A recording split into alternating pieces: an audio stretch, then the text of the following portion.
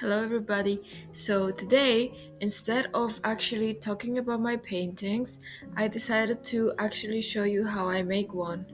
So, I started off with making my actual canvas. So, I'm stapling the fabric onto the wooden frame, and I slowly just start going on to paint the gesso on, which is the primer layer.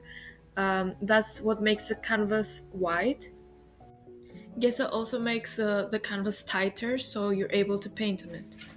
And now we go to put the painting on the wall to start slowly thinking about what we're gonna make, painting a bit, just trying out different things, different types of drippings, and different colors. So for this painting, I was very much inspired by nature itself and by how nature just is so wonderful. And I was thinking about how the colors of a sunrise and sunset are sometimes extremely similar, and then it just goes to complete darkness. And I was so inspired by this because from my home I see the sunrise and sunset every day because it just purely inspires me to create. And then I thought, let's add another layer to this painting.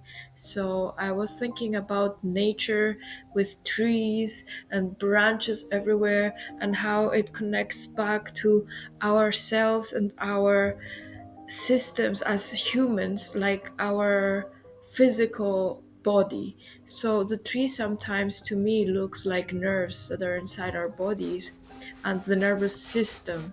So a tree can actually represent a lot of things. It can also represent the growth. It can represent the nervous system. It can represent a family tree, even, which is just amazing how all these connections can be made within just a simple tree. So basically, my imagination goes wild when I think about a tree, which is just something so simple. It's just a tree that gives me oxygen and gives me life. Hence, it's part of me, and that's how I think about it.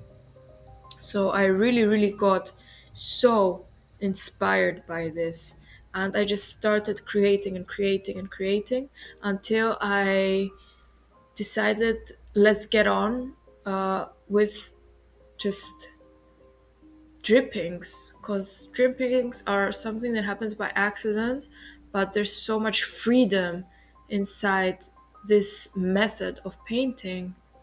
And I really enjoy painting with drippings because there's so many happy accidents that just happen, and you can also just fix it. It's not something that is like permanent in a way.